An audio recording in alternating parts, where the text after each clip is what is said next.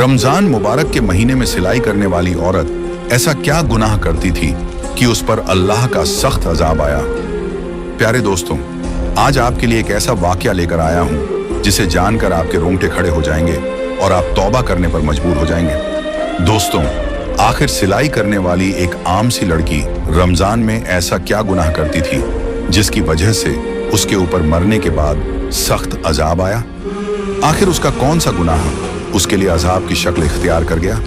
मैं आज आपको इस वीडियो में इसके बारे में पूरी तफसील से बताऊंगा।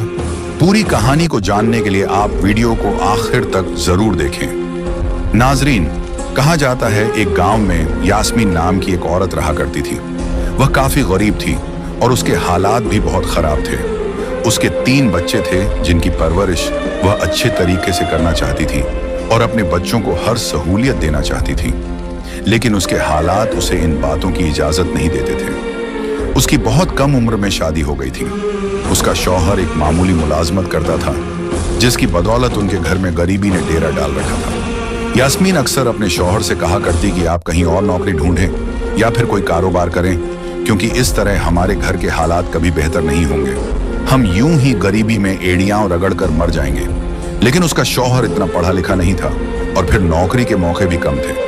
यही वजह थी कि वह अपनी बीवी से कहता कि मैं बहुत कोशिश करता हूँ लेकिन कहीं और काम नहीं मिल रहा। मैं कैसे काम ढूंढूं, कहाँ ढूंढूं? वह बेबसी से अपना सर थाम कर रह जाता, जबकि यास्मीन उससे झगड़ा करती और कहती कि हमारे बच्चे होने वाले हैं, हम कब तक यूं गरीबी वाली जिंदगी जीते रहेंगे। लेकिन यास्मीन का शौहर उसकी एक नहीं सुनता था। घरेलू झगड़ों से वह तंग आने लगा था। तभी यास्मीन के घर जब पहली बेटी ने जन्म लिया तो यास्मीन का दिल उसके साथ बहल गया और वह मोहब्बत से उसके साथ वक्त बिताने लगी। लेकिन जैसे ही बच्ची थोड़ी बड़ी हुई, उसकी जरूरतों ने यास्मीन को फिर से अपने शौहर के सामने लाकर खड़ा कर दिया। वह कहने लगी कि अब तो हमारी बच्ची भी हो गई है, आप बहुत मुश्किल से मेरी जरूरतों को पूरा करते हैं, लेकिन अब बच्ची की जरूरतें कैसे पूरी करेंगे? आप कोई और काम ढूंढ क्यों नहीं लेते? यास्मीन का शौहर झुंझला जाता और गुस्से में आकर कहता कि मैं कहां से खर्चे पूरे करूं? तुम अच्छी तरह जानती हो कि मेरी तनख्वाह कितनी है। जो तनख्वाह मिलती है लाकर तुम्हारे हाथ पर रख देता हूं। मैं किस तरह तुम्हारे इन एक्स्ट्रा खर्चों के लिए रकम लाऊं? ना तो मैं कहीं डाका डाल सकता हूं और ना ही चोरी कर सकता हूं, इसलिए जो मिल रहा है उसी पर सब्र शुक्र करो। यास्मीन का शौहर तंग आकर अपनी बीवी से कहकर दूसरे कमरे में जाकर सो जाता, जबकि वह सारी रात कुड़ती रहती, रोती रहती। इन्हीं हालात में यास्मीन का दूसरा बच्चा होने वाला हो गया और अब फिर से उसे इसी बात की परेशानी थी कि वह सारे खर्चे किस तरह पूरे करेगी। परेशानी और टेंशन लेकर उसकी सेहत खराब हो रही थी और वह हाई ब्लड प्रेशर की मरीज बन रही थी। बहुत मुश्किल से उसके यहाँ बेटे की विलादत हुई। डॉक्टर ने तो जैसे उसे जवाब ही दे दिया था, क्योंकि उसका ब्लड प्रेशर बहुत हाई रहता था। लेकिन शुक्र है कि यास्मीन और बच्चे की सेहत ठीक रही थी। कुछ अरसे तक ऐसे ही गुजर गया। यास्मीन अपने दोनों बच्चों के साथ मशरूफ हो गई। बड़ी बेटी अब 3 बरस की होने वाली थी और बेटा 6 महीने का हो गया था। अब फिर से यास्मीन को इस बात का ख्याल सताने लगा कि बेटी को स्कूल में दाखिल करवाना है और इसके लिए यास्मीन को फिर से अच्छी खासी रकम की जरूरत थी। वह फिर से अपने शौहर के सामने हाथ फैलाकर खड़ी हो गई और उससे रकम का तकाजा करने लगी, जबकि उसका शौहर कहने लगा कि मैं कोशिश करूंगा कि तुम्हें कुछ ज्यादा पैसे दे दूं, लेकिन तुम जानती हो कि आजकल के रोजगार के क्या हालात हैं। अगर मैंने अपने मालिक से ज्यादा पैसों का तकाजा किया तो कहीं यह ना हो कि वह मुझे काम से ही निकाल दे, और मैं अगर काम से फारिग हो गया तो घर का खर्च चलाना भी मुश्किल हो जाएगा। यह सुनकर यास्मीन अपना दिल मारकर बैठ गई। लेकिन उसके दिल में इस बात की बहुत आरजू थी कि वह अपने बच्चों के लिए कुछ करे, उनको बेहतर जिंदगी देने के लिए और अच्छा खाना खिलाने के लिए उसे भी कुछ करना चाहिए। यही सोच सोचकर यास्मीन परेशान होती रहती, लेकिन उसकी समझ में कुछ नहीं आता था। इन्हीं दिनों में यास्मीन के मोहल्ले में एक औरत किराए पर रहने के लिए आई। वह यास्मीन से 2 घर छोड़कर ही रहती थी। वह बेवा औरत थी। इस औरत के 2 बच्चे थे और शौहर के इंतकाल के बाद वह अकेले जिंदगी गुजार रही थी। यास्मीन की उससे आते जाते सलाम दुआ हो गई और तब उसे पता चला कि वह औरत घर पर कपड़े सिलाई करती है और इसी से अपनी गुजर बसर करती है। उस औरत का नाम सकीना था। यास्मीन को यह काम बड़ा आसान लगा और उसके दिल में भी ख्याल आया कि उसे भी अपने हालात बदलने के लिए लोगों के कपड़े सिलाई करने चाहिए। इस तरह शायद उसके बच्चे भी बेहतर जिंदगी गुजार सकें। यही सोचकर यास्मीन ने सकीना से बात की और कहा, मुझे भी सिलाई सिखा दें। मैं चाहती हूँ कि मेरे हालात भी बेहतर हो जाएं। मेरे शौहर की कमाई में मेरा गुजारा नहीं होता, जिसकी वजह से मैं बहुत सारी चीजों के ऊपर अपना दिल मारकर बैठ जाती हूँ। मेरे बच्चों को अच्छे कपड़े नहीं मिलते, उन्हें अच्छा खाने को नहीं मिलता। मैं बहुत परेशान होती हूँ। आप अगर मुझे भी सिलाई सिखा देंगी तो मेहरबानी होगी, शायद इस तरह मेरी भी मुश्किल आसान हो जाए। यास्मीन ने जब सकीना से दरख्वास्त की तो सकीना ने फौरन रजामंदी दे दी और कहने लगी, अरे ये तो कोई मुश्किल बात नहीं है, तुम रोज मेरे पास आया करो। मुझे पूरी उम्मीद है कि तुम जल्द ही यह काम सीख लोगी। और यूं यास्मीन ने सकीना के पास जाना शुरू कर दिया। वह रोजाना बच्चों को स्कूल भेजकर सकीना के पास आ जाती। सकीना के बच्चे भी स्कूल चले जाते थे और वे दोनों बैठकर कपड़े सिलाई करती। यास्मीन धीरे धीरे काम सीख रही थी और फिर बहुत जल्द उसके काम में बढ़ोतरी आती गई। अब तो वह सकीना की मदद के बिना भी सूट सिलने लगी थी। जिस दिन उसने पहली बार एक सूट सिलाई किया, उस दिन वह बेहद खुश हुई और खुशी खुशी उसने अपने शौहर को भी इस बारे में बताया। लेकिन उसके शौहर ने यह बात सुनकर कोई खास खुशी का इजहार नहीं किया, बल्कि कहने लगा, अरे ये सूट सिलकर तुम कितने पैसे कमा लोगी? मुश्किल से तुम्हें चंद रुपए मिलेंगे। तुम जानती तो हो कि यहाँ के हालात कैसे हैं। हमारे जैसे ही लोग यहाँ पर रहते हैं जो सिलाई के नाम पर तुम्हें चंद रुपए ही देंगे। यास्मीन के शौहर ने उसका दिल तोड़ दिया, जिससे वह चुप की चुप रह गई। लेकिन उसने सोच लिया था कि एक बार हिम्मत करके अपने हालात को बदलने की कोशिश जरूर करेगी। यही सोचकर उसने अब घर में बाकायदा कपड़े सिलाई करने शुरू कर दिए। शुरुआत में उसे बहुत कम काम मिलता था, लेकिन फिर धीरे धीरे जैसे जैसे उसके काम में सफाई और नफासत आती गई, वैसे वैसे उसे ज्यादा काम मिलने लगा। अब तो यास्मीन बेहद मसरूफ रहने लगी थी। वह कपड़े सिलाई करती और अक्सर घर के कामों और बच्चों को नजरअंदाज करने लगी थी। इसी दौरान वह तीसरी बार हामिला हो गई और उसकी तबीयत काफी खराब सी रहने लगी। लेकिन इस दौरान भी यास्मीन ने सिलाई का काम नहीं छोड़ा, बल्कि वह लगातार कपड़े सिलती रहती और बच्चों को नजरअंदाज करके अपने काम में लगी रहती। तीसरी बार यास्मीन के यहाँ फिर से एक बेटी ने जन्म लिया और अब यास्मीन बहुत ज्यादा कमजोर हो चुकी थी, लेकिन इस दौरान भी उसने कपड़े सिलना नहीं छोड़ा।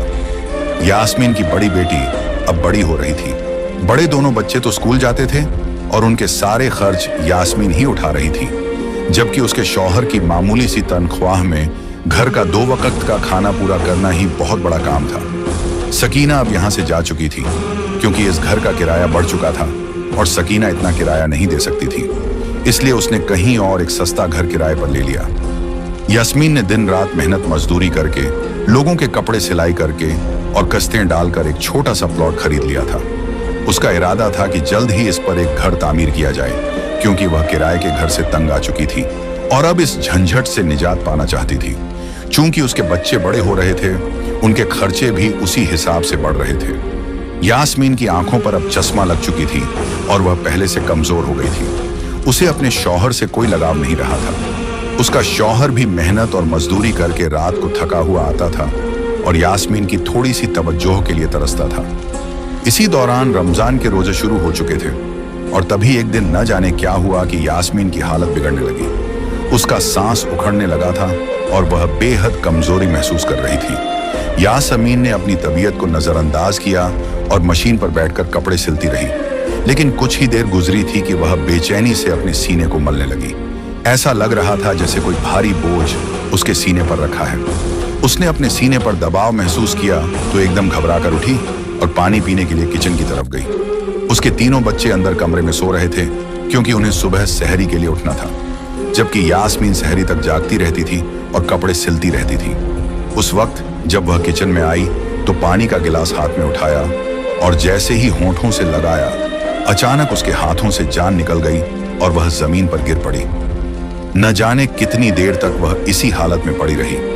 जब उसके शौहर की आंख खुली तो वह पानी पीने के लिए किचन में आया और वहां यास्मीन को जमीन पर पड़ा देख घबरा गया। उसने यास्मीन को हिलाया डुलाया और आवाजें देने लगा, लेकिन यास्मीन की रूह पहले ही अपने आखिरी सफर पर रवाना हो चुकी थी। यास्मीन का शौहर बेहद परेशान हो गया। वह सोच भी नहीं सकता था कि यास्मीन अचानक उसे छोड़कर चली जाएगी। उसने दीवानों की तरह उसे आवाजें दी, लेकिन सब बेकार रहा। यास्मीन मर चुकी थी और इस वक्त मरी हुई हालत में किचन में गिरी हुई थी। उसके शौहर ने बहुत मुश्किल से उसे उठाकर चारपाई पर लिटाया। बाप की चीख पुकार सुनकर उसके तीनों बच्चे भी जाग गए थे। उन्हें तो इस बात की खबर ही नहीं थी कि उनका कितना बड़ा नुकसान हो गया है। उनकी माँ इस दुनिया से रुखसत हो चुकी थी, लेकिन वे इस सच्चाई से अनजान थे। जब उन्होंने अपनी माँ को मरा हुआ देखा तो तीनों रोने लगे, तड़पने लगे। माँ को याद करके उनके आंसू बहने लगे। चीख पुकार की आवाज सुनकर मोहल्ले वाले भी जाग चुके थे और यास्मीन के घर आकर मामले की जानकारी लेने लगे। जब उन्हें पता चला कि यास्मीन मर चुकी है तो हर कोई हैरानी और सदमे में था। यास्मीन का यूं अचानक चले जाना किसी के लिए भी यकीन के काबिल नहीं था। हैरानी हद से ज्यादा थी। यास्मीन के अजीज रिश्तेदारों को खबर दी जा चुकी थी। कुछ ही घंटों में सब लोग जमा हो गए थे। यास्मीन के जनाजे का ऐलान जोहर की नमाज के साथ किया गया था। घर मेहमानों से भर चुका था। मोहल्ले वाले भी यहीं मौजूद थे और यास्मीन की तारीफों में मशगूल थे। हर कोई उसकी अच्छाइयों को याद कर रहा था। अरे, यास्मीन तो इतनी अच्छी थी कि उसने कभी अपने हालात की तंगी का रोना नहीं रोया। वह मेहनत मजदूरी करके अपने शौहर का बराबर साथ दे रही थी। दिन रात सिलाई करती और पैसा जोड़ती थी। वहां मौजूद हर औरत की जुबान पर इसी तरह के अल्फाज थे। हर कोई यास्मीन को अपने अपने लफ्जों में याद कर रहा था। उसके तीनों बच्चे इस वक्त सहमे हुए थे और जैसे उन्हें अपनी माँ की मौत का यकीन ही नहीं हो रहा था। यास्मीन का शौहर भी गहरे सदमे में था। मोहल्ले के कुछ लोग उसके साथ हमदर्दी जता रहे थे। वह सिर झुकाए बैठा था और अपनी गुजरी हुई जिंदगी के बारे में सोच रहा था। तभी यास्मीन को गस्ल देने के लिए एक औरत आ चुकी थी और उसे गस्ल दिया जा रहा था। गस्ल देने के कुछ देर बाद सबको यास्मीन का आखिरी दीदार करवाया गया। उस वक्त यास्मीन के चेहरे पर बड़ी मासूमियत थी। ऐसा लग रहा था जैसे वह सो रही हो। कहीं से भी ऐसा नहीं लग रहा था कि उसकी रूह उसके जिस्म से जुदा हो चुकी है। तभी जनाजे को उठाने का वक्त हो गया। 4 लोग उसे उठाने के लिए आगे बढ़े, जिनमें यास्मीन का शौहर भी शामिल था। लेकिन जैसे ही उन्होंने जनाजा उठाने की कोशिश की, वे हैरान रह गए। जनाजा बहुत भारी हो चुका था। ऐसा लग रहा था जैसे हजारों मन वजन इस चारपाई पर रखा हो। चारों लोगों ने एक दूसरे की तरफ हैरत से देखा, क्योंकि जनाजा अपनी जगह से हिला तक नहीं था।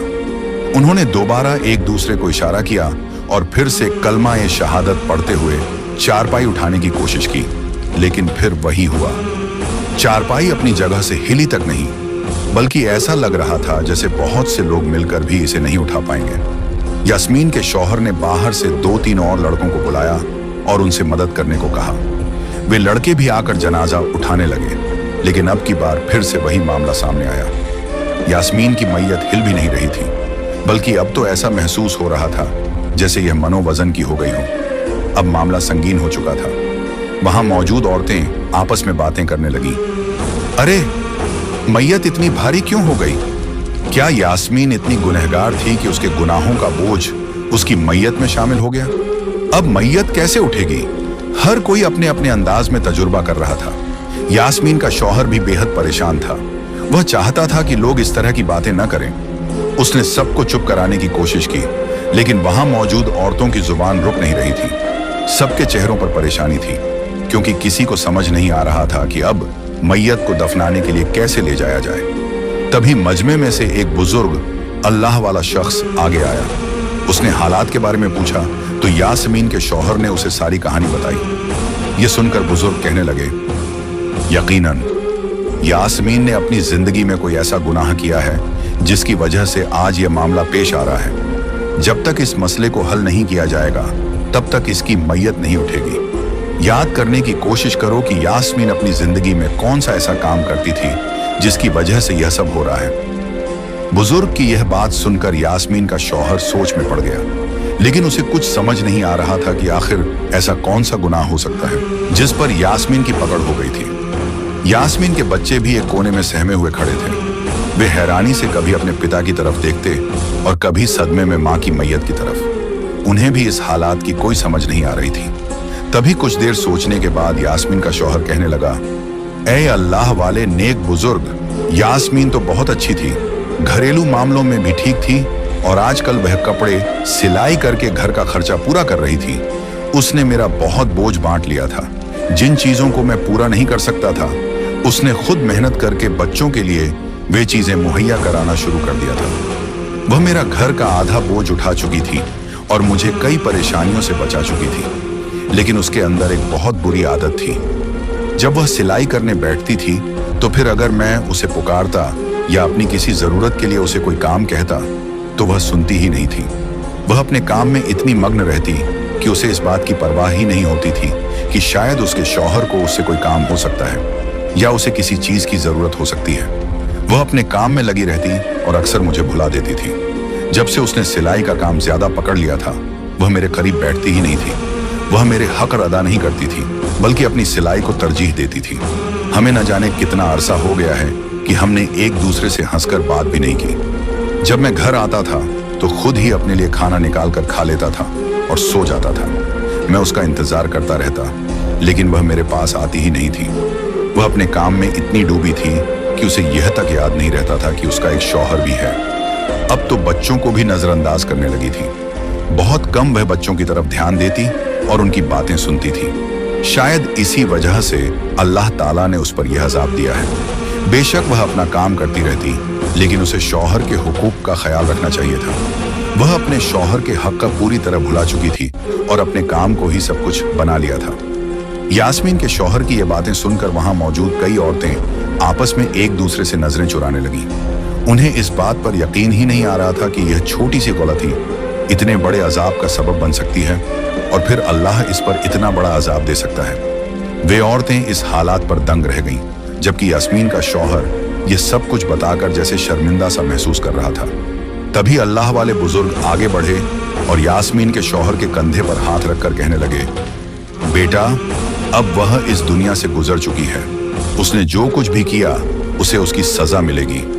लेकिन इस वक्त मामला यह है कि उसकी तदफीन, दफनाने का इंतजाम किया जाए और उसे यहाँ से कब्रिस्तान ले जाया जाए। मैं तुमसे दरख्वास्त करता हूँ कि एक बार अपनी बीवी को माफ कर दो। उसने जो कुछ भी तुम्हारे साथ किया, उसकी सारी गलतियों और खताओं को भुलाकर खुले दिल से उसे माफ कर दो, ताकि उसकी मैयत को यहाँ से ले जाकर उसे दफन किया जा सके। बाकी अल्लाह ताला उसे उस अमल की सजा जरूर देगा जिसकी वजह से उसने तुम्हें नजरअंदाज किया और अपने शौहर को पूरी तरह भूल गई। अल्लाह वाले बुजुर्ग की यह बात सुनकर यास्मीन के शौहर ने कहा, ए मेरे बुजुर्ग, मैं अपनी बीवी को अल्लाह की रजा के लिए माफ करता हूँ। उसने जो कुछ भी मेरे साथ किया, मैंने वह सब भुला दिया। अल्लाह उसे माफ करे और उसकी अगली मंजिलें आसान करे। यह कहकर अल्लाह वाले बुजुर्ग ने मुस्कुराते हुए वहां मौजूद सब मर्दों से कहा, ठीक है, अब आप लोग मैयत को उठाए और कब्रिस्तान की तरफ रवाना हों। पहले तो सब झिझक रहे थे कि न जाने अब भी मैयत उठेगी या नहीं, लेकिन फिर सबने आगे बढ़कर चारपाई को हाथ लगाया तो वह ऐसे उठ गई जैसे फूलों जितनी नाजुक हो। सबने कलमा ए शहादत पढ़ते हुए कब्रिस्तान की तरफ कूच किया, जबकि पीछे औरतें आपस में शर्मिंदा सी एक दूसरे से नजरें चुराती हुई अपने अपने घरों को लौट गईं। प्यारे दोस्तों, ये आज का वाकया आपके सामने वीडियो की शक्ल में पेश किया गया है। यकीनन यह सब कामोज वाकया सुनकर आपके भी रोंगटे खड़े हो गए होंगे और आपने भी बेइख्तियार अल्लाह से अपने गुनाहों की माफी मांगी होगी। इस वाकये से आपने जरूर कोई ना कोई सबक सीखा होगा। मजीद ऐसे ही सबक आमोज वाकयात के लिए हम फिर हाजिर होंगे। तब तक के लिए अपना ख्याल रखें। अल्लाह हाफिज।